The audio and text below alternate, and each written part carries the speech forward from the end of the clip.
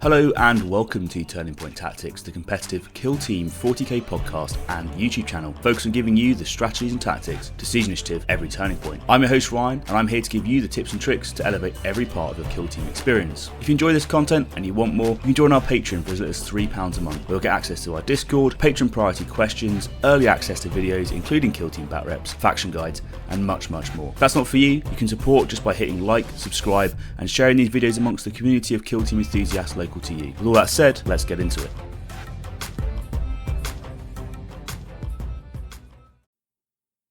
Just like to pay our respects to the Darug people and the traditional owners of this land that this podcast is being recorded on.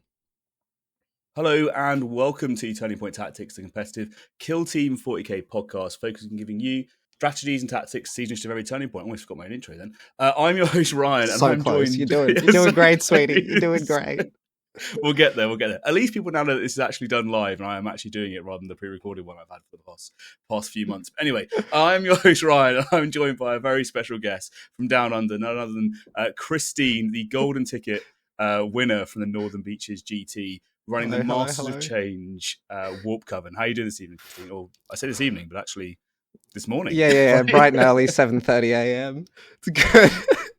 It is interesting trying to figure out how you can sequence time zones, and I've just from doing this once have a newfound respect for the Kill Team casuals, trying to figure out how to do US, Australia, and like UK time zones all at the same time. Impossible. Yeah. You look at the TTS tournaments, it's only the real diehard Aussies that sign up. yeah. Like you got to be up early in the morning. But I mean, to be fair, like I know that Aussie work ethic is pretty good, so you guys are up and about. But I don't think I could be doing that. But potentially there might be some people out there who, and to be fair, actually, I was going to say who don't know you, but like the Aussie scene was a little bit under the radar until you guys absolutely smashed it at Worlds. And I think that now everyone is very much focused on the Aussie scene. So for anyone who's listening who don't know you, could you do a quick intro and just tell them, who you are? Oh, yeah, absolutely. So I'm a veteran of the Kill Team Sydney scene, the competitive scene down here. I've been playing for a solid 2 years now, always being kept off podium by all the other bloody golden ticket winners, the bastards. Yeah. I don't know. I just kind of got back into Kill Team at the end of finishing off uni, so I had something to do with all my spare free time. But like really, I think I just have terminal brain rot, and I like rolling dice. So, because an interesting thing is we actually met out in Atlanta last year at the World Championships. Oh yes. But you weren't playing Kill Team. No. I think game system, right? Yeah, I was playing Underworlds. I'm also last year I was the Australian Underworlds golden ticket winner, which is a great story. If we ever meet in person, I'll tell it to you. So I guess the interesting thing is like for me is like why are you now going for Kill Team when obviously you were very, very successful at Underworlds, but now you're being very, very successful at Kill Team, right? It's two different game systems. Yeah. I mean, I love Kill Team. It's my first love. Underworlds is a great game, but it just doesn't have the same feel to it as Kill Team does. So me getting the Kill Team ticket this year is just so much more elating for me than getting the Underworlds one. That's awesome to hear, I think. Yeah. I think though this does put me in like, because this is only the second year it's running, so I'm like the first, potentially the only multi-discipline ticket winner at the moment. That is a pretty good achievement, to be fair, because, and I think you're probably right. I haven't heard of anyone else that's competing in multiple sort of events, right? Because most people stick to single game systems and they just go, this is my thing, this is my love, and away we go. And we know that 40k players are way too financially invested in 40k at this point to be able to back out. Right? Oh yeah, the sunk cost fallacy has gone in hard there. Whereas I guess like the benefit of Kill Team is that you probably do have the flexibility to jump between a few different like game systems because you're not having to spend £3,000 on an army, whatever. I guess plus spending half your life sitting around a table waiting for some other guy to roll dice.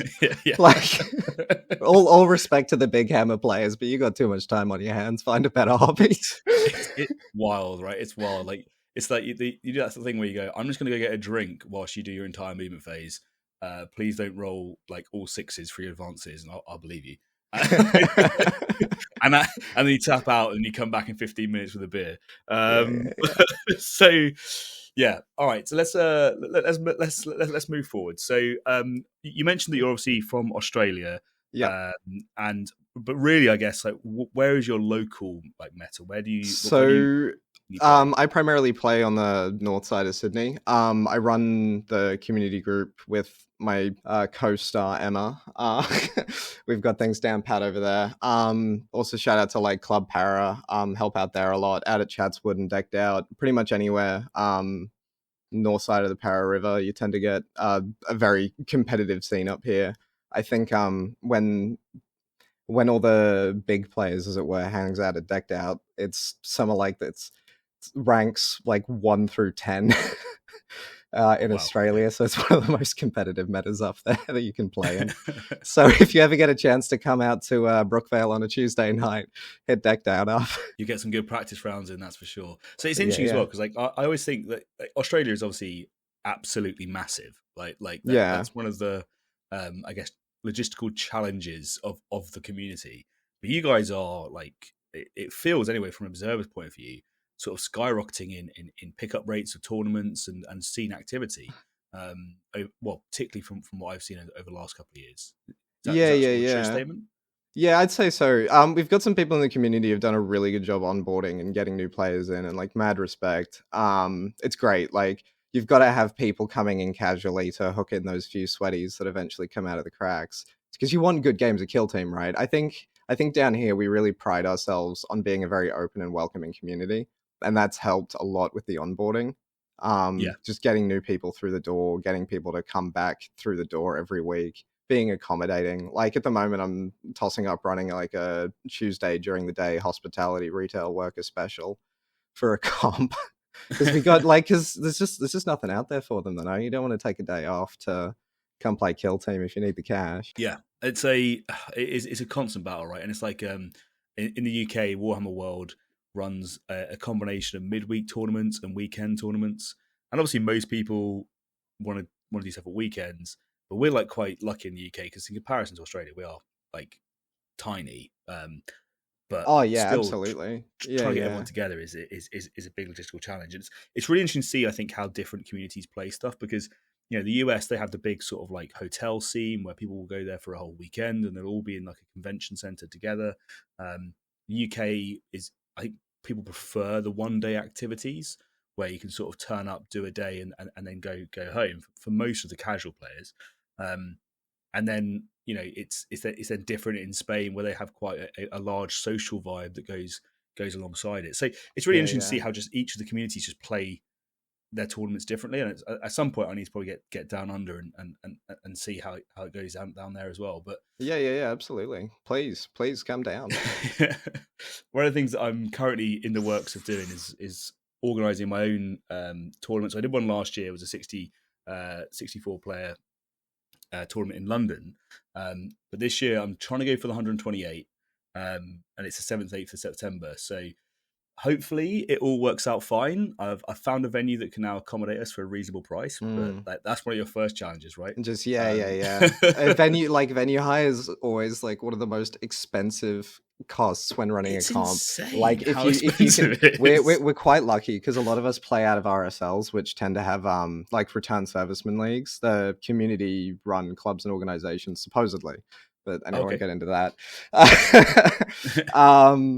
So a lot of them do have free spaces we're able to use to like keep our costs and ticket prices as low as possible. Like all the prize stuff is either going to helping buying terrain or stuff for the club, and then prizes pretty much anywhere from a funky miniature to a bag of lollies, really.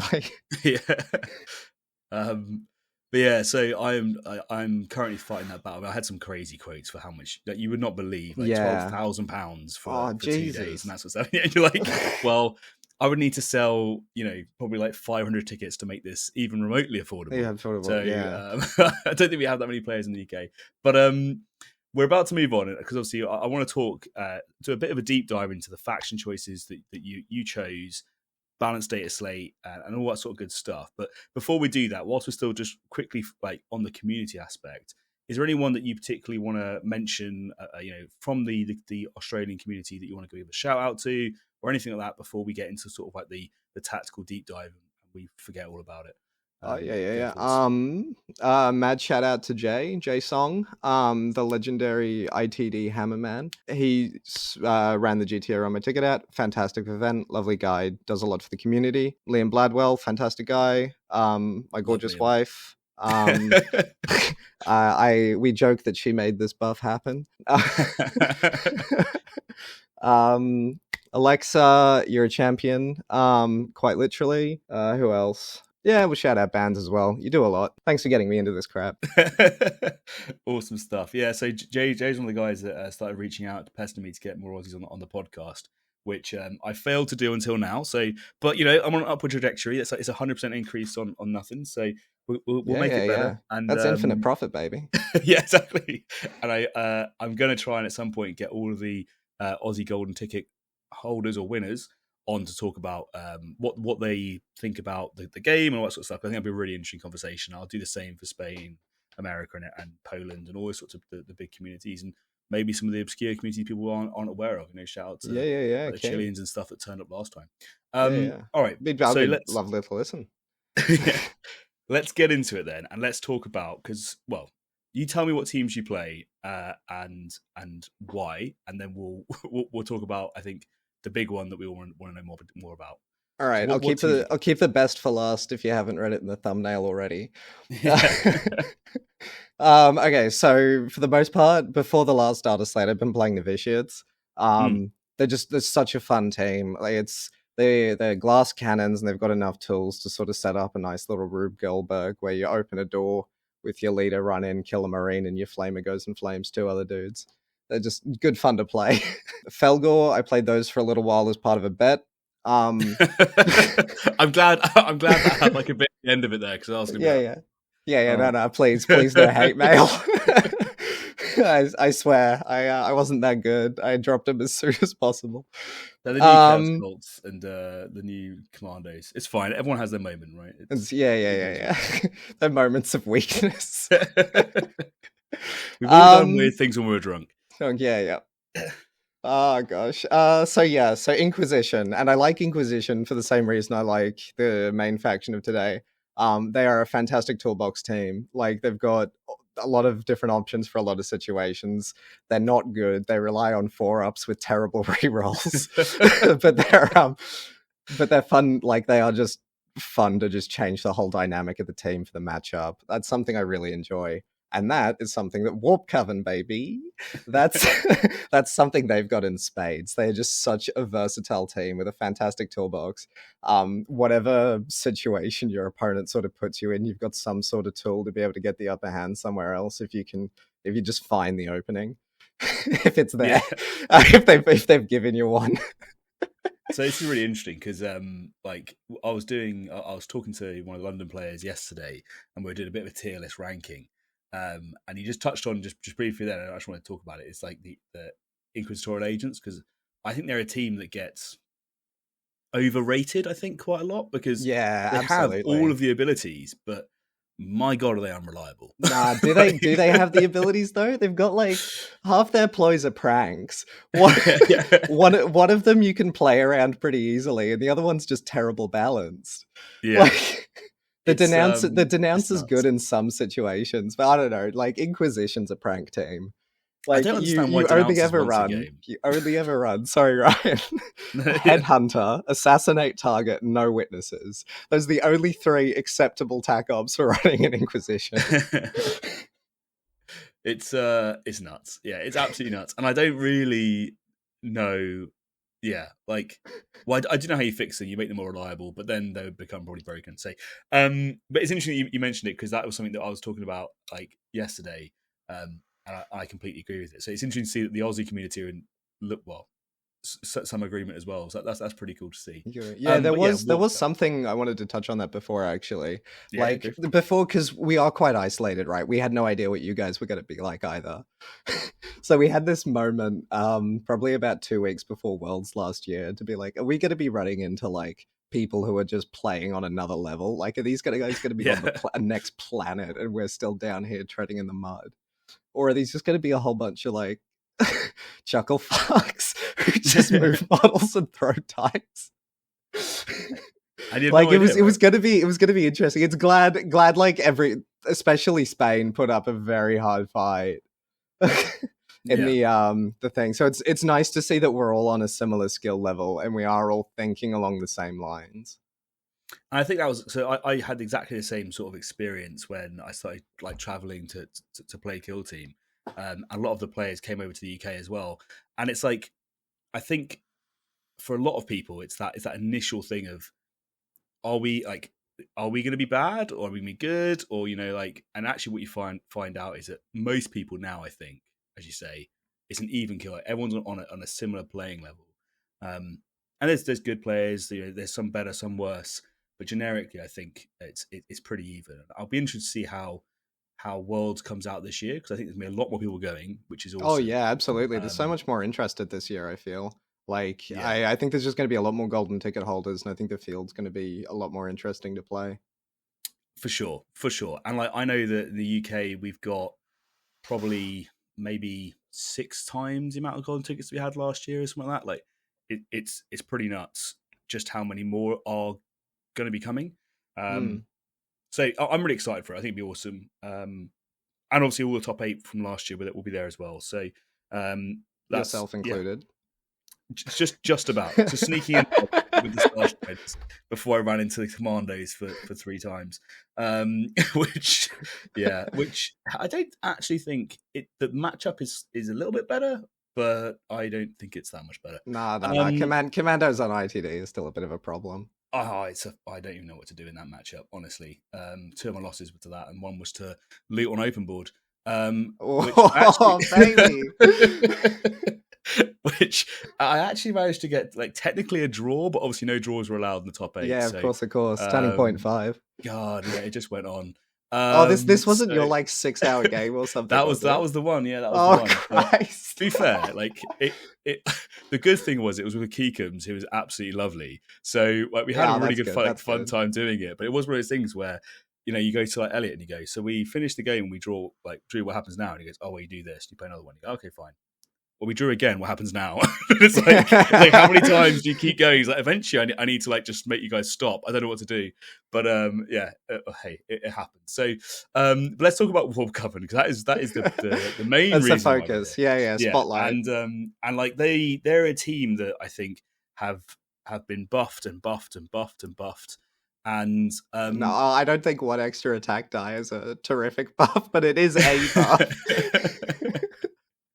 But I guess like the question is like, is it enough? Like, do we think, like, I mean, as someone who's played quite a lot of Warpcoven, do you think that they are, like going to be up there in the meta now, or look? I think now they're a solid low A. Like I think they're in a comfortable spot. They've still got bad matchups, so they're never going to be quote unquote S tier. But yeah, they are pretty decent now. Any changes I'd make would be purely vanity at this point. I think they're extremely playable now. So if you ever want to like pick up a team and just have some fun in your local meta, definitely go get a couple boxes of rubrics and Zangors and slap some dudes together. Yeah, I think like, so interestingly, I would put them in B tier. Like, because I agree with you. I think now they are playable. Like, they now, all of their like optives kind of do the things that you want them to do. The Zangors are actually pretty good. Yeah. The Zangors are some of like the best generic melee goons just floating around. Because you think about it, like the Orc Slasher boy, he's got 4/5 Relentless, and he's like the melee specialist. Every Zangor on your team has got 4/5 Relentless. And 9 wounds is a great breakpoint. Yeah, it's such a good break. I've been calling for that one for literally years now. Like 9 wounds on the Zangors is fantastic. Like 8 wounds, you die to 2 regular chainsword hits. Like it's difficult getting any major damage across into like say an assault intercessor or some legionaries. But now you can charge in. You can get that mystical third hit in, and you might even live to tell the tale. And I think it does change the way that they play quite significantly. And I'll just quickly run through some of the main changes, and I'd be interested to know what you think like how impactful it is, because I think actually that change, the Zangor getting 1 extra wound, is probably the most impactful change that they Oh, received. I don't think I'd agree. I think it's the second most. Really? Yeah, Okay, yeah, yeah. interesting. So let's I'll run through them, and you can talk about how impactful you think the changes are. So the first one that came out in this balanced data slate was the change to Exalted Astartes becoming 0 CP. So that means that they can the Rubric Marines can shoot twice, and the gunners can shoot twice, but have to spend an extra CP for it.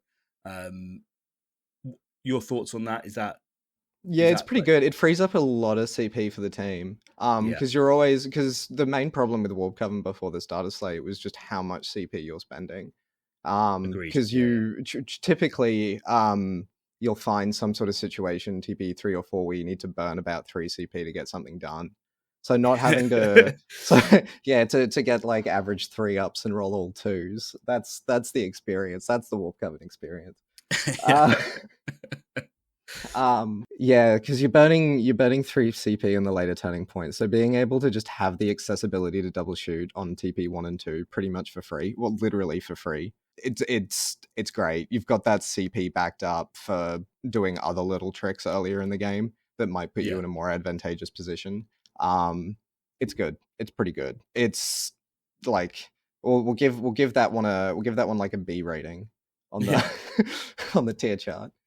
The next change was they changed the range requirement, because it was 6 inches for the Sorcerer Command to now 9 inches, which for me I think is kind of like a, yeah, sure, it's nice. I guess I don't have to worry about it anymore, but I don't think it really changed much. I wasn't taking that many. Well, I personally don't think rubrics are something that you necessarily want to spam. Yeah, yeah. So I think so. The history of that change, I think initially it was 1 sorcerer per rubric, and it had to be within 3 yeah. inches, which was terrible, right? Like you've just been Yeah, doing like it started off, it completely was absolutely unplayable. awful. Then Agreed. Yeah. they buffed it to 6, and then they got rid of the 1 sorcerer requirement in 2 different data slates, if I remember correctly. But that was good. At that point, I think it was fine. This 9 inches is just like icing on the cake. Yeah. Genuine, like, because you're only running like 1, maybe 2 rubrics at any one point and 3 sorcerers. So you can typically, if you've got the gunner out back, you get the way back sorcerer, Mr. Mutant Appendage, to sort of hang around with that guy to give him the 3 APL where he needs it, and then you've got one of your more aggressive sorcerers with the icon on the mid board, Yeah. buddying up. The 9's just, I've got a bit more flexibility. It's good. The next change was the adding one to the Zangor. Is that Zangor? Zangor Zangor, wounds, which Zang you would bangers. rate like probably like an A tier buff. Yeah, that's high A. That's like a high A tier buff. Like I was saying before, the breakpoints just changed so dramatically into other melee operatives now. They're not Yeah. they don't it's you don't have any like real feels bad moments. That's so you can reliably do a breacher style play, which we'll come to later with your Sure. Zangors, where you just charge 2 of the guys in, and now you can reliably either kill 2. You can reliably do a lot of damage to 2 Marines rather than just sort of scratching 1. Yeah, I completely agree. And so I'll quickly run off the next few. So the next one is the change to psychic powers, where instead of it ending at the end of the turning point, it now goes all the way through until their next activation, or until they're incapacitated, or until you select it again. Which I think when you first read it, my take, and I'm happy to be told I'm wrong on this, was I thought it would be more impactful than it was in the games, if that made sense. Like when I was playing Yeah. them, I was like, actually, this hasn't come up as much as I wanted it to. But what did you find? Okay, I think this is the best. Oh, okay. Genuinely, solely because you don't have to on TP2 immediately reactivate your ephemeral instability wizard. You actually Yeah, get okay. Yeah. more options at the start of TP2. With like, because beforehand you'd have to still set up like 3 different push points or 1 very safe one. Because your first activation would have to be like this wizard doing something mediocre and casting ephemeral instability. Now you actually have the ability to take the initiative on TP2 and just charge in and get stuff done if you're lucky enough to be in that situation where you want initiative more than your opponent. Out of interest, did that come up quite a lot when playing melee teams, like such as Felgor, Chaos Cults, and that sort of stuff? And is that why you give it that weighting? Is there quite a Yeah. large So I dominance of haven't teams played in the into cults yet. But yeah, the non-reciprocal charging that the Zangors and ephemeral instability give you is very useful, because now like they're melee operatives that are wanting to charge up and deal some damage, just sitting there with their thumb up their bums, like just sort of sitting there like 8 inches out, unable to charge, and you're sitting pretty 9 inches, smiling with your toothy little beaky grin, ready to charge in 4-5 relentless. Ready to go. And obviously they did change that ephemeral instability, taking it down from 2 inches down to 1 inch, which that was fine. That's a good change. Yeah. Like it was makes 2 inches. It feel better, right? Yeah, 2 inches was obnoxious. Like 2 inches was so obnoxious to play into. You were like, what do you mean I've only got 1 inch at dash? Yeah, sorry, you can't even clear the cover. It was the higher attack versus Warpcoven players where they just go, no one gets to move. Everyone just sits still. It's even the poor little dwarves. Like it's just you get stubby 6 little inches legs. Maximum. That's what I'm saying. And then the last change, which I really like actually, was the change to the arcane robes becoming once per turning point rather than once per game. So that's a crit to a regular. Because your sorcerers are melee guys, right? Like, and it's one of those weird things where initially you think, I can use loads of the shooting powers, but their reliable killing, I think, is always delivered in melee. Yeah, it's always the charge. Yeah. Which then I power absolutely weapons agree you with that. right? So sorry, yeah. I think. Oh shit! Fuck! What was the question again? We're talking about arcane robes and robes. Yes. All right. So instead of saving you like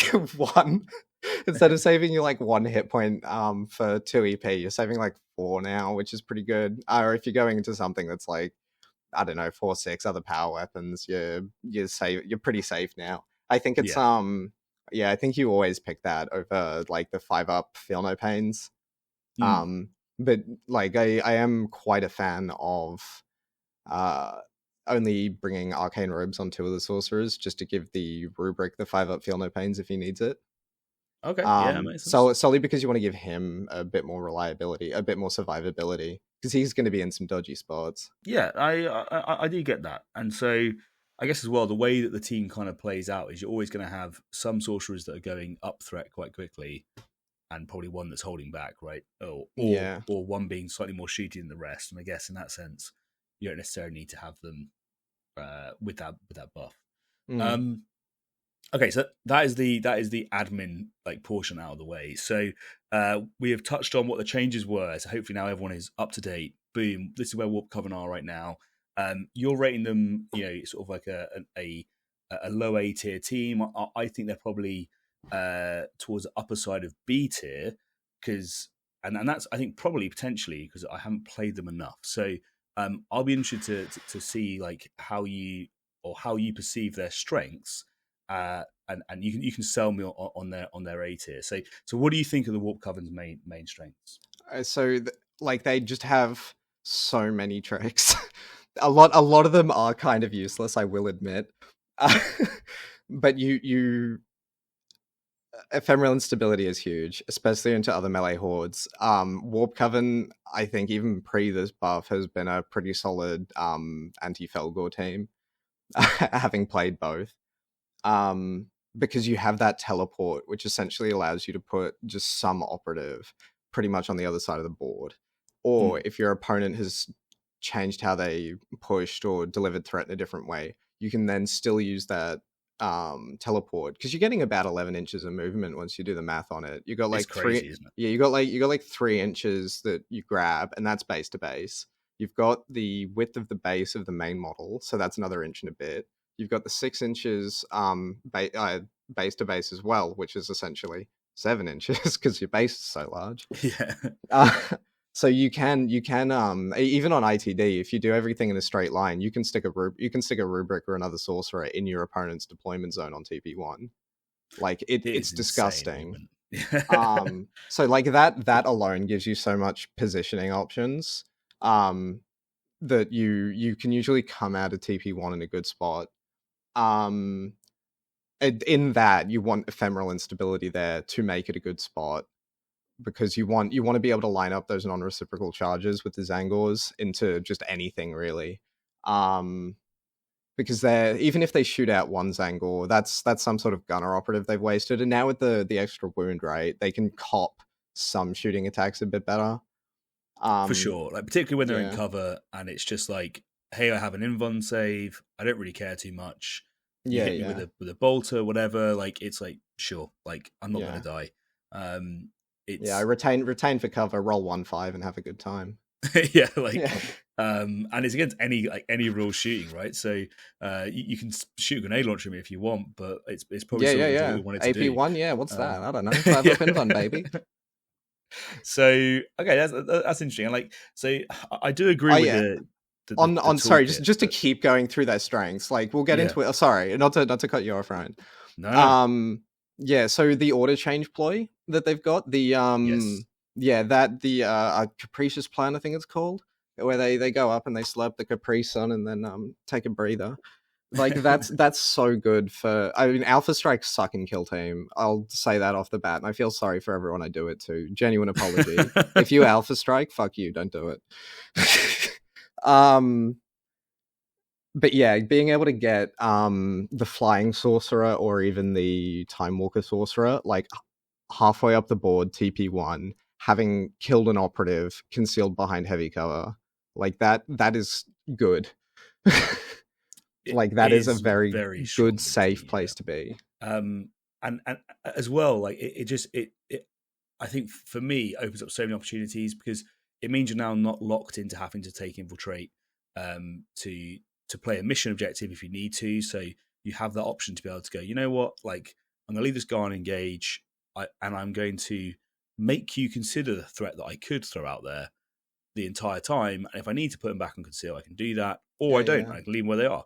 And it just gives you loads of flexibility. Yeah, you don't want to give your opponent good options, right? Like that's how you win. You don't give your opponent good options. So when you have so many options, you always have some option that's pretty good. Yeah. And you use that to stop your opponent getting good options. And I will say, like, there's psychic powers. So, like, as you say, there is a tool for every scenario, I believe. Like, the problem is that you just have to make sure you have the right sorcerer in the right place at the right time. Yeah. And I think that's the skill of Warpcoven. Because, you know, the one that I find amusing is being able to turn off the APL modifiers and just be able to say, I mean, it also comes with, I think, turning off their rerolls, right? So it's a little like wombo combo, but you watch someone hand out a +1 APL to their demo mine or their grenadier, whatever, and you just go, not you this turn. Like, let's just shut that threat down. And actually now, the way that, as you said, the psychic power is rolling over to the next turning point, that now makes it really impactful as well for potentially shutting down a threat for the following turning point as well, which can be good against, say, like breaches with their blitz ability or something like that, where they're trying to set up a melter gun +1 APL ready for the next turn or whatever it needs to be. So yeah, it's good into like novitiates and pathfinders and everything that just wants 3 APL at the start of turning point 2 to come out and do something. Like you if he is free to do that, he should always do that. So I think we talked for strengths. We've talked about Warp Pool, which I agree is absolutely incredible movement potential. And the fact that it's agnostic of height and that sort of stuff means it's really useful on your beta decimers. Yeah. The other massive thing about it, the grab requires visibility. The placement doesn't. So you can teleport that guy through Octarius walls. You can teleport him like on ITD. I've had where people have tried to block doors. So I couldn't say get in or whatever. Especially on capture, right? Because if you're doing, I will say the icon, because he's always my primary teleport target. Because he's 4 APL on objectives, right? If you teleport him halfway up the map on capture and just sit on a point, your opponent's gonna have to dedicate so much resource to actually come take that bastard back off you. Yeah. And he's still good to shoot twice. It's 2 Marines, it's like 3 goons. It's it's a lot of resource for someone who's going to be shooting twice AP1 into your face for you to deal with. And I found this when I was playing against Lazarus, actually, and I was playing my breaches into his Warpcoven. Like, you can't screen this team out because one of the models has fly that needs to go where it needs to go. The other guy can teleport behind your models. And then they also have GA2 charges, so someone can move in, clear a route for you, and then go somewhere else. So there's so many ways of being able to punch through your lines in ways that you just can't really predict nor stop, which I do think is a really good strength in my opinion. Yeah. The only, if we are moving on to weaknesses, I think the problem with that is if you're playing into someone who knows Warpcoven, there is nothing that's unpredictable. I think that's the problem, because it's all well and good to have these nice abilities where you can have a better situational awareness than your opponent, but you really have to like play well on top of that. And the problem with Warpcoven is, many tricks as they do have, it's nothing that's game winning. It's everything that can fix a situation rather than truly get the upper hand. Yes. It feels to me, and I think you're right there, like it's like I can stop you doing this thing, and if I'm on the ball, like I can go, right, I'm going to shut down that APL threat over there, and I'm going to teleport this guy to be able to do this over here, and I'm now going to shut down your charges in this location. But it's always kind of like a reactive play, or that's what it feels like almost. Is this like like you're having to work very, very hard with your sorcerers, who are, I think, APL like saturated almost at all times. Yeah, you can get about 6 APL out of one of those bad boys if you try hard enough. Yeah, and it still, in my opinion, doesn't feel like enough. It's like you want the icon, you want the free dashes, you want to be able to shoot twice and all that sort of stuff, and charge and fight people. Which then means you can't dash, but like I mean, Exalted Astartes helped with that, right? But there's just any killy team is just going to burst down the sorcerers, and that's the problem with the team. As soon as you start losing one or two of those guys, because they are such a backbone, they do so much work. If you can get them in the perfect way, in the perfect position, everything's going well. Your opponent does have any weird gotchas that you've miscalculated for. Zinch hasn't given you the visions of. Like you have to keep those guys safe, but they have to do work. Like they're leading from the front, quite literally. So yeah, and there's been an interesting conversation just to have now. So because we're talking about strengths and weaknesses, and so I think, well, I'm interested to know how many Zangors you usually run, and how you balance that against your rubrics, because I think this is both one of their strengths but also one of their weaknesses. Yeah, definitely. It's for me, it feels like it's a constant debate, right? Like I kind of want the icon to be able to maximize my sorcerer's efficiency, but I also want the activation advantage of the Zangors and the mission play. And so like what's your thoughts on that? Like how are you balancing those two conflicting priorities? Yeah, so I'd say before the starter slate, it would be a real hard toss up between 2 to 4 Zangor and then bringing the icon and then Gunner. But I think this starter slate now, the Zangors are just so much more useful. I think it's a solid 4 Zangors every time, and then there's only very specific matchups where you you're bringing 4 Zangors into most matchups. Anything that's not elite, you're bringing the Gunner and 2 into the elite matchup. And then there's some very specific edge cases where you want to be now dropping a sorcerer because they are so much better, and bringing like a bucket of Zangors and the rubric Gunner. That is interesting. I always had one thing where I wondered if it would be worthwhile now just running like 10 Zangors against Pathfinders. Like, is it stupid? I don't know how else to win that game. Like, is that what you do? Like, I'm there going like, maybe that would work, but I'm like, maybe it's yeah. I think like that one's gonna need some more work, especially with the Pathfinder changes now that they get the extra goon and as well as the big ass recon drone. Because that thing's a problem. That thing's that's a problem. Even on BD where they can just play disco, like they're out of the discotheque, they're laser pointers. And you're just sitting there trying not to die. Yeah. Like having the worst trip of your life at this disco, or some idiot shining laser pointers in your eyes. And it is one of those things where like the Markalites for me, and the problem is like thematically, I totally get it and it works really well, and I like how each one does something impactful. But equally, I feel like the efficiency gains are insane, and so Yeah, absolutely. you go from, as you say, like not being too good to just being absolutely insane. I do like the fact that like Warpcoven now have the ability to turn off some of those rerolls. Oh, but it's only rerolls on one dude though, and that's and a dude you have to yeah. have that has to be visible to you at the start of the visible to you, like for you to get that off anyway. Like if some dude just hides in behind an Octarius wall, like there's nothing you can do about it. Octarius door, sorry. Yeah. I'd be interested to see because I've just done some new maps actually, which open up looking good by the fire way. lanes. Oh, okay, sweet. And it'll be interesting to see how they how we'll find those, because it might help those kind of matchups a little bit more. But it is a real balance, right, between like being able to hide from the Markalites that need visibility and then being able to use your abilities on the Markalite dude. So I don't know, like Pathfinder is a real hard one to balance around because they can be pretty brutal to play against. Players, yeah, especially on BD these days. Sorry, I know you probably want to get away from this, but yeah, especially on BD because there is so much visibility for their Markalites to them, and like as soon. I do not know how Warpcoven wins that matchup. I wasn't joking before. Like, I genuinely was not joking before. On BD into Pathfinders, they just hit you with laser pointers. Your sorcerer goes up to an objective to try cap it or do something because they're the only people with any APL efficiency. And they've already got 5 Markalites on them. they've got their silent sniper peeking at the point, ready to take the shot.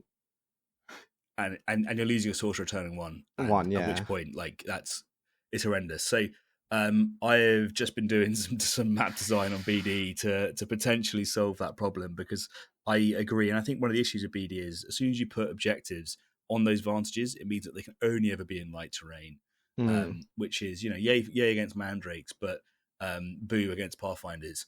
So like it's like a weird thing where you like go, oh, I don't know, like I want a heavy terrain for this, but I don't want any light terrain for that. And it's going to be interesting to see how they play out. But we're talking about a shooting team, and one of the things I do want to talk about is Warpcoven shooting, because it to me feels like it plays quite weird, if that makes sense. Like they have some absolutely.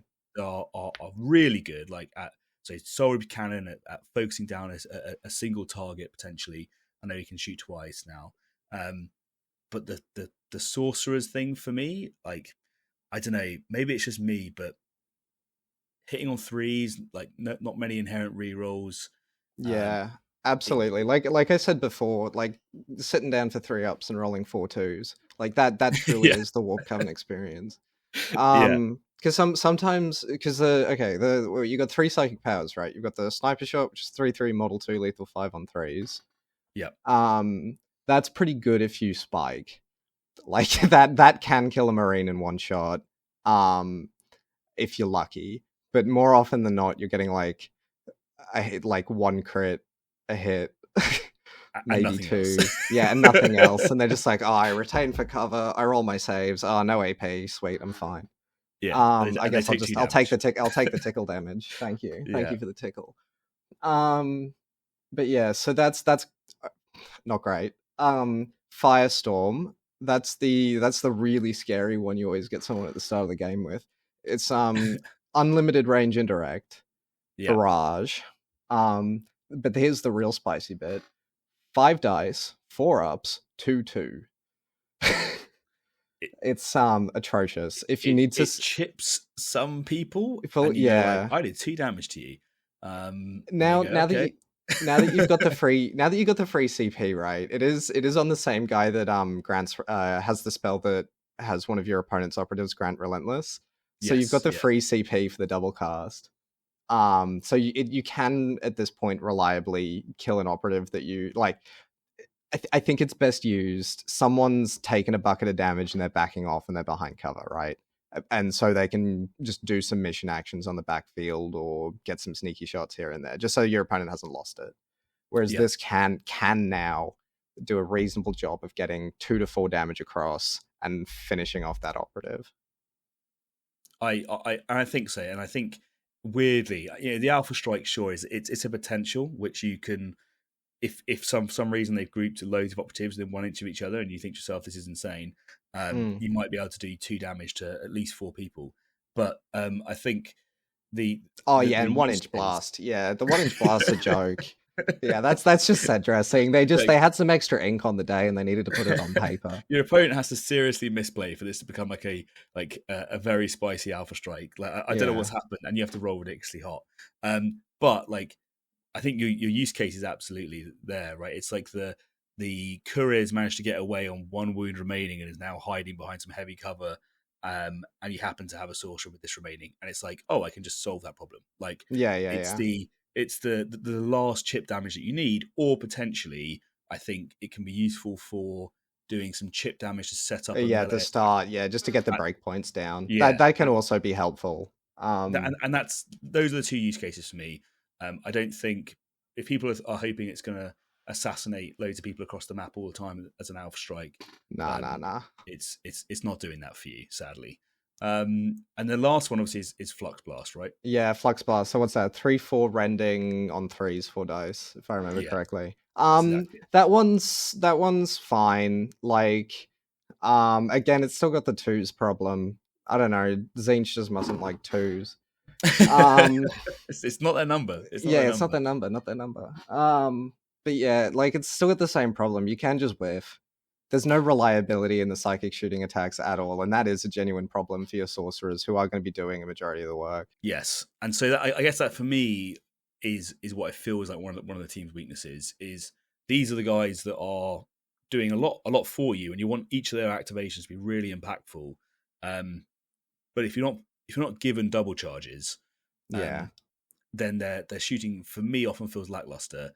And then the weird thing is that you're then doing this unreliable shooting attack and potentially losing your ephemeral instability or your fly relentless, whatever you want it to be. Like now I'm having to choose between this or that, and so making those decisions in the game is in my opinion a significant mental tax on you. Which has always been the case, I think, with Warpcoven. Yeah, so. I think another downside of Warpcoven is it is for a very specific player. It's a player that just loves the Rube Goldberg machine. He'll happily sit down and watch marble runs for 3 hours. Like that's that's the peak player for Warpcoven. You want to see all the little bits and pieces coming together. But yeah, there's like the psychic abilities are just I think if you buff them, like any meaningful amount, the team would be just slightly too powerful. But it does lead to some feels bad moments on the board where you just, sweet, I need to kill this one guy. Look, that roll sucked. I guess I'll go home. I'd be interested to see like 2 profiles for each of these, and one of the profiles could be like the hot rolls where it may be you get damage, but it has more risk, because at least then I feel like, because sometimes just guys really want to kill this guy, and all you have is, let's say, Flux Blast, and you go, I've just got 2 hits, and they just make their saves, and there's no I don't know, like ability to push it over the line and just take a bit more risk and get the kill that you want to get. Yeah, that you need, just confirming it. I mean, like Flux Blast can do work on ITD. On ITD only for the lethal 5. But you're still beholden to dice, and like that's never a good thing in a game about dice. Yeah. And I always say this, I think hitting on 3s isn't as reliable as people think it is. Like when you have no rerolls, it's great, it works. 66% of the time. Yeah. I mean, what, like 3 ups is 66%, like 4 ups relentless is 75. Yeah, like and like Yeah, and people I think often forget that. So that's really covered the main points of weaknesses that I think the team has. But is there any there that you think I've potentially missed or that you want to add in? Oh yeah, the 6 inches of movement on the rubric, that can be a real killer. Mm, Like that's yeah, so you aren't entirely restricted to only taking move actions. Like you can move 4 then dash 2.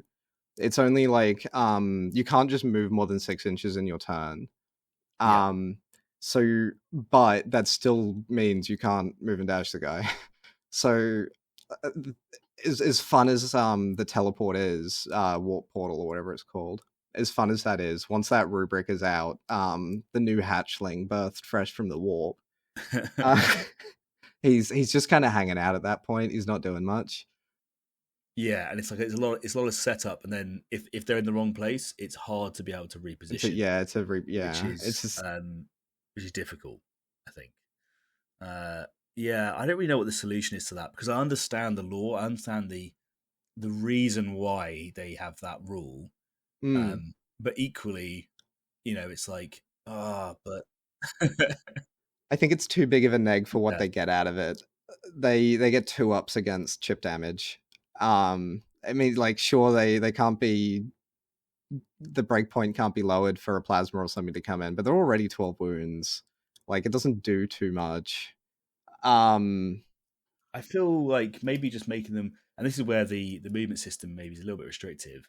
Is like if they were just like movement 5, I think it would be less of a problem. and Maybe, give them dwarf legs. yeah, just give little dwarf legs. Yeah, Just go, you're a bit slower because you're made yeah. of dust. Like, Yeah. I think like I think it's fine.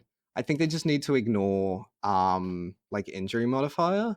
Just something else mm, that, like, injury modifier to movement, say, like if they can only move 6, have them only ever move 6.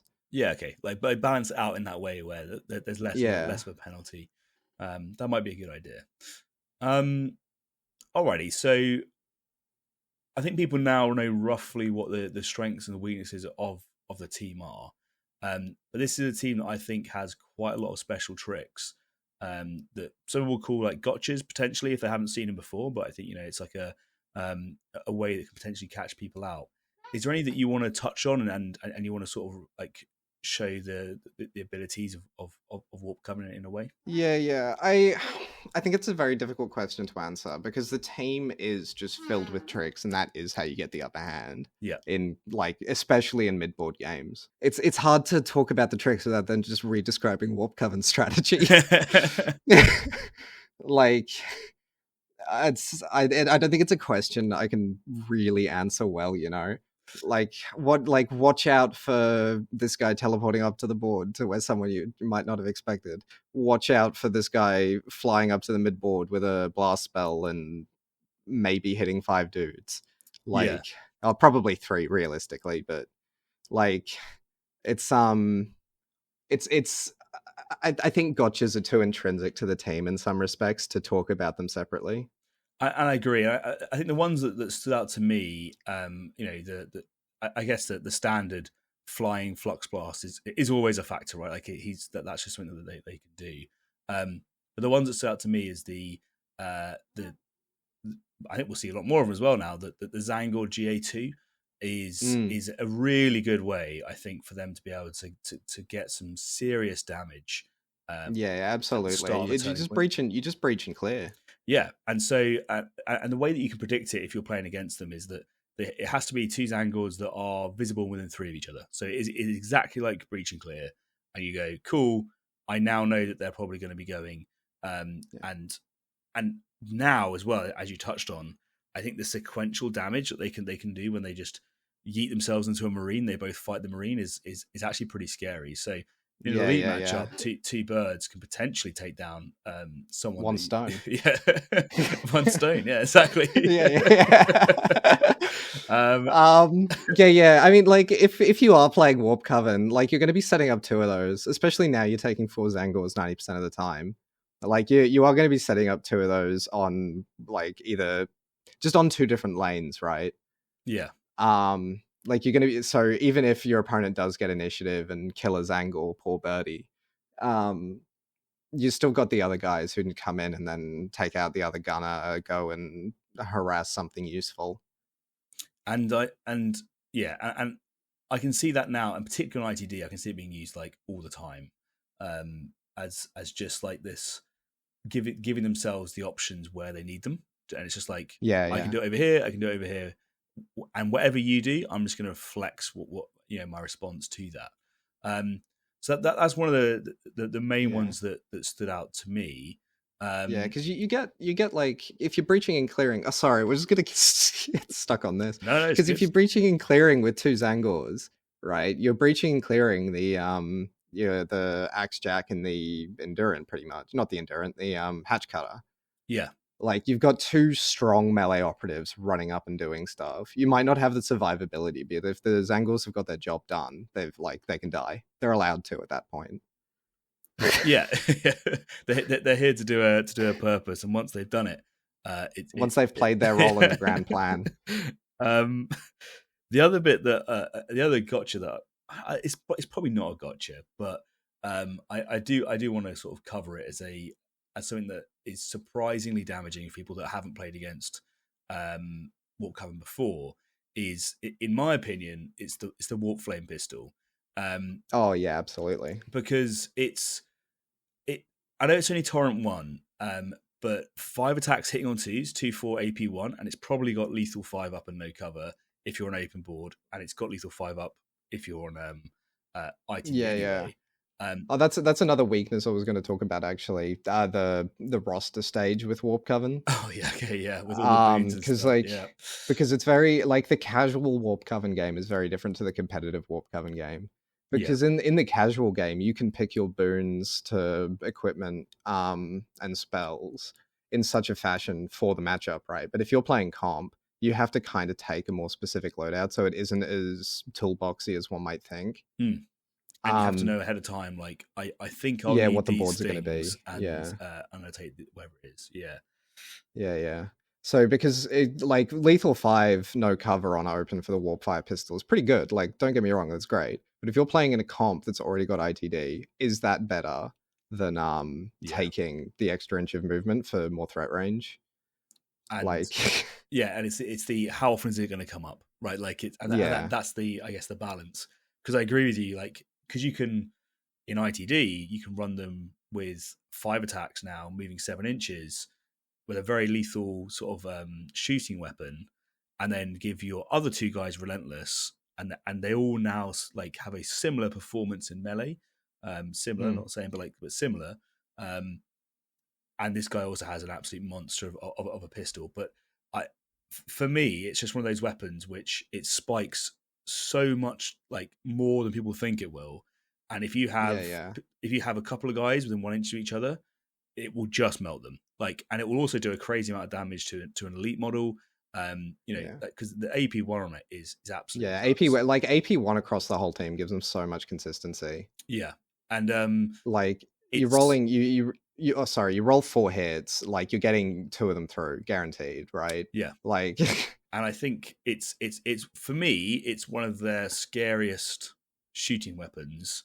And it's like a weird thing that you don't necessarily think about, because it's not the psychic power that the guys armed with. It's like this additional thing. So other than that, we've already talked about the teleportation, which is in a way a gotcha. Like, they're going to put someone on a vantage point you didn't think they could possibly reach. And if they have infiltrate, they can flip that person's order on turn 1 and shoot twice. Like, that's a fantastic, like, and get like a solid 6-7 damage through on both shoots. Yeah, it's like, it's just good. It can be brutal, I think, and that's a different rule. It can be ceaseless. No, ceaseless. It can be ceaseless. It can be ceaseless. It can be relentless. In fact. One target. But yeah, like, if you get it up onto it to the vantage, you can potentially do twice that activation and then Overwatch. Right? It's like boom, boom, boom. Potentially picking up 3 kills against a horde team, or singling down an elite dude and just removing them from the game. Because you have the activation advantage is really good. So don't get caught out by the teleportation is my advice. Don't get caught out by the GA2 goats, and be aware of that somewhat scary flame pistol, noting that all of the sorcerers are actually very, very good in melee. Yeah, check your threat ranges, guys. Yeah. Always pre-measure. And remember that they're going to reduce yours by 1. My God, I got caught out by that so many times. Well, it was 2 back then, but it's just like, you see, because I think the problem is that when you play a lot of kill team, you get very used to judging certain distances. Like you go, that's my 8 absolutely. inches. You get very good at checking what 6 inches is. Yeah. And then suddenly you realize that it's now only like 5, and you go, oh, great, now I'm not being able to do the thing I need to do. Not that size matters. But all right. No. Where are we on to now? So I think we're talking about strategies, and we're sort of already talking about that as we are. So let's just talk about your personal strategies with the team and any counterplays that you think are very effective into Warpcoven. And that'll probably be a good place to move on, I think. Yeah. Look, if I was playing into Warpcoven, I'd burst down the sorcerers. Everything else is chaff. As soon as you start taking out the models that can do something, the team falls apart. So if I'm playing Pathfinders, I'm playing Kaskin, I'm playing Novitiate, I'm playing anything that's got solid kill potential. I'm gonna be like focusing those sorcerers, ignoring the Zangors. I'm gonna be setting up my plasma pistol to move and dash, and then shoot the sorcerer in the face with a 5/6 heart. Making sure to stay within 2 so they don't get to retain that sneaky little invuln cover, because that's like those are the guys that do the work. You shoot them down, they can't do anything. But yeah, as far as like strategy goes, as far as straight strategy playing it, a game of Kill Team can be made or broken on simple positioning. If you are in a bad spot at the start of the next initiative and your opponent just happens to get a charge off that kills 2 of your operatives, you're screwed. You have to, even though Warpcoven still has great positioning tools, you know, if you know how they work, they've still got rules, and you can play around that. So one of the things I find really interesting with Warpcoven is the model count more than anything else. So I think that they have this weird thing where they're constantly balancing their activation order, what they want to try and do, and how they can both be scoring objectives and being offensive, like throughout the whole turning point. So for me, what I think is, like, if you're a team that has more activations than Warpcoven, like you can dictate the pace of that game quite well, and I think you have to do that. So turning point 1, you want to let them be moving out their guys. You know, you want to see where they're setting up their double charges. You want to see where they're trying to play for, and then you can then respond accordingly, right? So if you have the strategy phase dashes or anything like that, you can move guys up safely, move them away again, and you know roughly where things are going to be. And that, I think, is my personal take against Warpcoven, and I think it's the thing that they're going to struggle with. Like most teams in this game is getting out activated. It's very difficult. It hurts, yeah. Yeah. Particularly for me when they have, and you touched on it already. You talked about how you want to focus down those sorcerers. Well, they have effectively 3 main priority targets that you want to be able to hit. And if you just wait out a little bit and don't react too fast, you get to see where they position them, and then you know where to focus your stuff and deliver damage, right? And if you're like, if they don't put them far enough up the threat, then those models probably can't do what they need to do to you on that next turn, because the majority of their damage is coming out from melee. So they want to be trying to set up those melee threats, which they can do well with the +1 move and the fly and that sort of stuff for sure. But that also probably means that they're in threat range of a move, dash, and insert weapon profile. Yeah, into opponent. Yeah, like, and if it's the right sort of thing, like, you'll probably kill them, right? So, like, and I guess that's where this team can struggle against, say, like Kazakin or something like that, because, you know, with 10 activations, I can hold my plasma gun, my melter gun on turn 1 on my comms till like right at the very end, my last 3 activations, and just see where you position your sorcerers, and just try to set up those counter plays. To that, you can typically see what a sorcerer is going to do.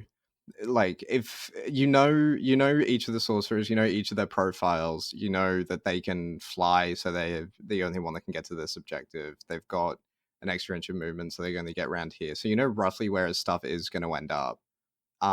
So if you can see through the mess of Warpcoven's strategy, you can quite predictably pick out what your opponent's sorcerers are going to be doing. So it's much easier to have those counter plays where you do line up your 5 marker lights, you line up your plasma gunners for turn 2. Yeah, and they're also fundamentally they're still a melee team that don't have on a lot of their models too many tricks to avoid, like the traverse penalties. So all the Zangors, right? You can really hold them back quite well, I think, with some effective barricade placement. So I think that's probably what I would say is the main sort of counters is understand what you're playing against, right? You're playing against a skew melee horde that, like I said, horde. It's not really a horde. It's a skew melee mid range. It's 8 models. Like, and these elves, they're secretly elves, and they've got like these 3 big melee dudes that they want to use, but they're also going to be task saturated. I don't believe that there's any way that they have to ignore APL modifiers on themselves. No. That's another major weakness of the team is just the restriction on APL. Sure, you can get one sorcerer to do 6 actions, but like that's one sorcerer doing 6 actions. The rest of the guys are still stuck at 3. They don't have a great amount of action efficiency. And I think what they really don't like is like a -1 APL being applied to one of their sorcerers, because stun kills them. They're not a fan of stun. They're not a fan of like a system jam or anything like that. Because as soon as you start doing that to this team, they're already trying to do way too much, I think. So it's a great way of being able to just shut that off. So those are the bits that I think are pretty like good counters. And the last one I would say is they are, and it's better now because they are recon or security, and they don't have to one of the previous changes. Yeah. But I think most players now are at a stage where you can really start to predict those tac ops. I think recon and security are quite predictable. You know that they're going to, like, if they take recover item, like you know there's going to be probably a sorcerer heading towards it, or they're going to sit 2 Zangors on it, right? Nah, the icon G. Oh yeah, the icon. Because that bad boy's 4 APL on objectives. So, well, that's a great point. If you're taking the icon, you know where he's going, right? So yeah, absolutely. It's so telegraphed. I think you can predict these plays, and you go, all right, icon's there. There's probably going to be a recover item token in that same sort of place. What does an icon like? He probably doesn't like a melter gun. So I'm going to set up a melter gun to meet that, or I'm going to set up a very effective melee operative because he also doesn't really like being like fighting in melee. I guess you could take the bayonets, but if he hasn't taken that's the best equipment in the game. We can take it 4/4 on 3. It's crazy. 2 EP. God, it's practically free. So yeah, like I would, and that's where you go to try and do these matchups. So it's like, okay, icon's over there. I'm going to set up a strong melee counter here in the same place. If you don't have melee, set up an AP1, AP2 weapon, whatever. I know they have a 5-up invuln, but it's a 5-up invuln. It's there for luck. It might happen, but it probably won't. And I think that way you can sort of like go, sure, you can get your recover item. Like I'll let you have that on turn 1, but on turn 2 you've lost a guy to get it. Yeah, that area is mine. And fundamentally, you're an 8 model team, right? So that's going to hurt you more. It's going to hurt me. And I think that's the way you can work around the positioning of this team. It's an 8 model team. They're somewhat predictable in where they're trying to score. So if you wait, it's just not immediately obvious. Yeah, you can potentially get some advantages there. I think that might be covering off all the bits on Warpcoven that I had. Was there anything that you wanted to touch on that we think that we potentially missed? Yes, the gunner is a trap. Don't bring the gunner. The only time you bring the gunner is into elite matchups. So and by the gunner you mean the Soul Reaper cannon specifically? Soul Reaper cannon. Yeah, Soul Reaper cannon specifically. Hopefully if you're cooked enough to pick up Warpcoven, you can see that the flamer rubric's kind of bad anyway. Like he's a good Yeah. he's the same flamer profile as the pistol, but with Torrent 2. Torrent's not a good rule to begin with, and he's only got 6 inches of movement. Yeah. Like he's he's not doing work. You leave him at home. It's weird that he has like the like an anti synergy, right? It's like yeah, on ITD you think he'd be really good, but then you go, but I now need to somehow get him to where he needs to be useful. And yeah, he's the only time you bring him, I think, is into like goat matchups. But that could be brutal because they like being within 2 of each other for the leader dashes. Especially because they want to set that up for repositioning. But this is one of the few times I say you drop a sorcerer these days. You drop specifically goats on ITD. You drop the Destiny Fly Wizard. I probably should give people a all comers list. Put that in the comments or something. You only bring the flamer on ITD into goats because they will stay within 2 of each other.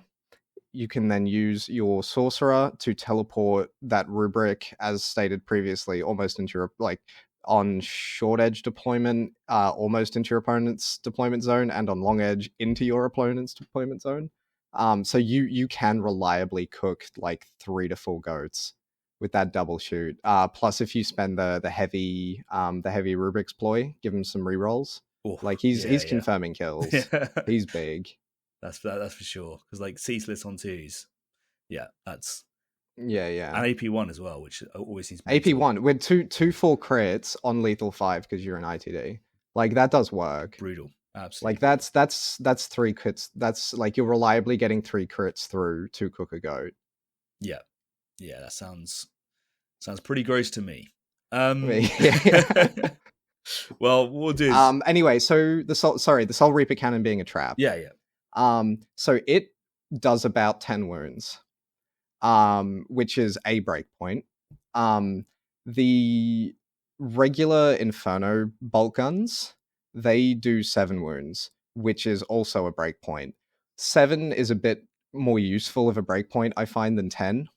I think the only reason you bring him into the elite matchups is because you can reliably get that Relentless spell off to give him more consistency. Because like the rest of the team, like he's a sorcerer in training. If he hates 2s, yeah, like sure. there's nothing you can do about it. You see 6 2s and you're just crying. And as well, like I guess it's the what you're losing as well, right? So because the icon has that banner ability to be able to contest. Yeah, to get the free APL. He's your pseudo comms for the sorcerers. And so that combination of like what you're losing for, and as you said, averagely 3 damage. Well, if you're fighting Vet Guard, like, do you really need to overkill that much? Probably not. Like, you're probably good on just like a standard AP1 bolter, to be honest. Especially on into some matchups, I'd honestly consider taking a simple rubric warrior over the gunner, because the gunner requires 3 APL to shoot twice, right? Yeah. So if he's like, you've teleported him somewhere, sure, he's in a good spot, but he's only in the good spot for then. And so after he's done his shooting attack, he's deleted 2 things from existence. He's sitting with his just sort of thumb up his ass. Again, just up on the vantage, looking pretty. Waiting to take return fire. Yeah, ready to get shot off the board by the guy peeking out from the ruin. So yeah, that's why I would bring a regular warrior before truly considering a gunner. Just because you have that ability to move and then double shoot. Because you're getting like 14 damage through on 2 shots with the Inferno bolt guns. Like that's a very good break point in this game. And you can also get them effectively relentless. So if you do want to spec into the equipment, you can do that, and then you get the ceaseless, cult ambush style. But like you're effectively just going, I've now got relentless bolt guns, and it's surprisingly damaging. But yeah, I get what you mean. Like it's if you can't make the shot, then that's 0 damage, right? So you're trading the potential of like getting averagely 3 or 4 more damage to not getting any damage at all, and I think that is a very important difference there. Okay, I think what we'll do is we'll wrap up Warpcoven there, because I think we've covered off most of the Warpcoven bits that we want to talk about tonight. And I guess we'll just quickly to round out the episode. We started talking about some of the Australian community. I just had a few interesting questions that I wanted to understand about the community itself. So firstly, like, how would you describe your local meta? Like, what's the play style, the terrain, and that sort of stuff that you have in the Aussie meta? Yeah, so I think playstyle, we've got all skill levels at every night, enough of us competitive players are spread out that we are running each of the local nights. So if you want a sweaty try hard game where you want to test your mettle against some of the better players, come down. If you just want to throw dice and have some beers, come down. Because most of these events are being held at like RSLs and community venues, whether you can get a feed, you can get some drinks and stuff, you have a good time. If you want if you want more information, check out skillissue.au. That's Emma, my partner in crime. That's her website and blog. There's lots of dates for the comps and everything on that, as well as nightly meets and things. All these links will be in the description. Ryan will do a fantastic job putting them all in. Yeah, I promise I'll try. Yeah. It's contractually obligated now. Look up the Kill Team Sydney Circuit on Facebook. Most wargamers we seem are still on Facebook these days, but there are links to the Discord through there. I don't know, like, and if you are in the area, if you are in Sydney on the northern side, come down to either Castle Hill Monday nights, Wednesday at Para. Every month we try to have a casual ranked comp on alternating Mondays and Sundays. And every quarter we'll run like just a goofy casual comp for people to come down and throw dice. But that wasn't the initial question, and I realized that halfway through. Nah, you're good. So like local terrain and meta. We tend to play on Octarius, we tend to play on BD, and we tend to play on ITD. We like the competitive formats, even for more casual games. It makes things fairer, and that's just the nature of the game, because it is a competitive game. You want terrain, you want a setting where you can play the game at its best. And I think even for a casual atmosphere, you want good terrain setups. You don't want someone getting alpha struck or just be in a bad position. And that's a lot more difficult on like Chalnath and Morrock. Yeah, it's so weird how much like this game in particular is affected by terrain. Like it feels like it's so impactful that it's really not something that you can't just throw terrain on a board and just get out of that, right? Like nah, it will completely change the way the game plays. Yeah, we've had competitions that have come down to just terrain on the day. Yeah, and that's been unfortunate with like particularly competitive events where the organizer, like, they've got the right idea, but they just want to make cool boards rather than competitive boards. And I think that's one of the teething problems. Which, by the way, like if you're doing a narrative tournament and you advertise it at that, like that is a different thing. But I agree with you, for casual games and for your competitive games, I think the game plays better. I think you have more fun on a balanced terrain layout. And I understand that there's times where you might want to be doing something like Escape from the Gallow Dark, where you're trying to rush to escape pods, and therefore the mission is completely different, right? If it's yeah. Like if you're there explicitly to have like a fun narrative game, the terrain doesn't matter as much, because that's not the point. But if you are there to play Kill Team, you want a competitive map.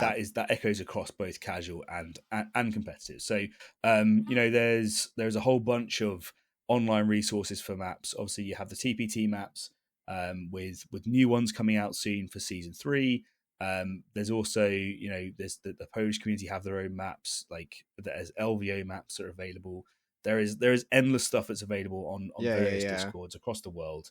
And I know that the Australian Discord actually is a great repository for sharing all those links, and I've seen that when I've gone on there. It's the the various like sightings to say here you can get access to all this stuff, and I think that's awesome. So yeah, it's really good to just have that in your toolbox, just to whip out at a moment's notice. Like you've got someone who's rocked up on the scene, never played a game before, they've got half painted orcs and wanting to play green skins. yeah, You just say, here, download KT Dash, get on the crit ops cards. Yeah, it's just good. It's just good. Awesome stuff. So I do have one joke question, then we'll go into some shout outs. But so what is your favorite biscuit and why? And this is quite important for me from understanding the Aussie psyche. Okay. I thought long and hard about this. I gave this one some serious thought. We had many taste testings. Many, just to make sure. You want a good sample size. Yeah. And I think I've arrived on the Monte Carlo. Wow. Okay. I mean, the fact that you didn't say Tim Tam makes me wonder if you're even Australian. That's true. That's true. I'm a plant. You found me out. This is it. Alpha. Yeah, I've got the alphabet boys on my back right now. I can't believe you've done this, Ryan. Like you can be reported to the authorities. This is it. Yeah. So what makes the Monte Carlo the better? I mean, is it also an Aussie biscuit?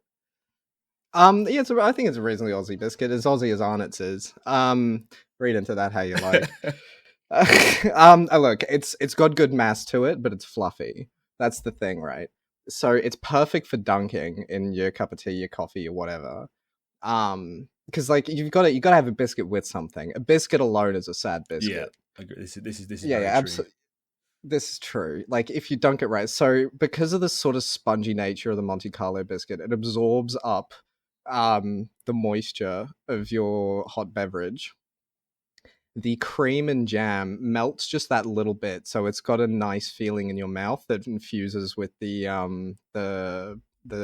spongy texture of the biscuit, and it combines together and just is a very nice experience. As well as the jam and cream and sponge taste in your mouth, which is fantastic to begin with. Scones and jam. I think we might have done a better job selling the Monte Carlo biscuit than Warpcoven. This is like I never wanted something more. Don't play Warpcoven. Yeah, don't play Warpcoven. Buy Monte Carlos. I'm going to leave that team on the shelf, but Monte Carlos, goddamn, where do I get myself some one of those? I mean, it's a shame that obviously you won't be able to enjoy them because you're going to jail because you didn't say Tim Tam, but. Tam, yeah, that's true. That's true.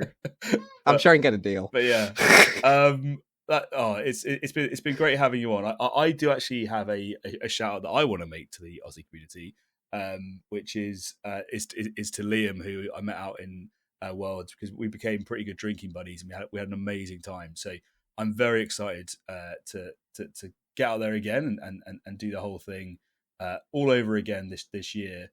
But obviously. I hand it over to you now. If there's any final shouts that you would like to make, whilst you have the platform, right? Is there anyone that you want to shout? Yeah. Liam Bladwell as well. Like he is notoriously the nice guy of Kill Team, like internationally renowned nice guy. He's friends with a couple of the Polish players. I know he chats occasionally with the Spanish. He's just a nice guy to have around. If you come into Worlds. Pray you're in his pod, or don't, because he's also very good.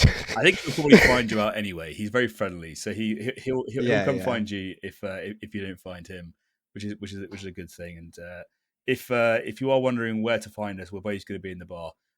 So it won't be too hard to find. Let's not talk about which bar. Let's leave that one vague. Oh, they'll find it. Oh, well, I'm hoping I don't do the same I did at LVA because honestly, I spent every single morning hungover. Well, that's not true. Sorry, I spent every morning drunk and I spent every afternoon hungover throughout the entire tournament. And it turns out it really does have a detrimental effect when you're on a 5-day bender. So, before we slip any further down this slippery slope of what Worlds might go into. I think we'll probably try and call the episode there. So that does bring us to the end of this episode, and hopefully you found something new or useful while listening. And if you did, throwing us a like would be greatly appreciated. Please do share this with your friends so they can benefit as well, and they can hear all about the Aussie community and what we have planned for the rest of the year. which is awesome. If you want to make sure you don't miss any episodes, make sure you hit that subscribe button and select the bell icon so you get notifications as soon as the next one drops. And that really is one of the best ways to support a small YouTube channel like ours. And if you can't wait and you do want early access, you can always join the Patreon, where you get exclusive access to all of our content ahead of time, as well as exclusive videos, access to the Discord, tournament awards, so much more. So if you're an existing Patreon, let me take this opportunity now to say a massive thank you once again for your support. It really does mean the world to me that you guys continue to support the channel. As always, we'd love to hear your thoughts and feedback. Maybe you heard something about Warpcoven that you want to interject and you think we got it wrong, or a strategy that we've missed. Well, hit it down in the comments below and we'll get right to you. Thank you so much for listening. I'm your host, Ryan. This has been Turning Point Tactics, and we'll see you next week. Version 3 map pack in the Discord now. Get on it, guys. Woo! That brings us to the end of the episode. Hopefully you found something new or useful while listening, and if you did, throwing us a like would be greatly appreciated. If you want to make sure you don't miss any episodes, make sure you hit that subscribe button and click on the bell so you get notifications as soon as the next one drops. It really is the best way to help a small channel like ours. And if you can't wait and you do want early access, we have a Patreon where you can get exclusive access to all our content ahead of time. As always, we'd love to hear your thoughts and feedback. Just drop a comment below and we'll get right to you. Thank you so much for listening. I'm your host, Ryan. This has been Turning Point Tactics, and we'll see you next week.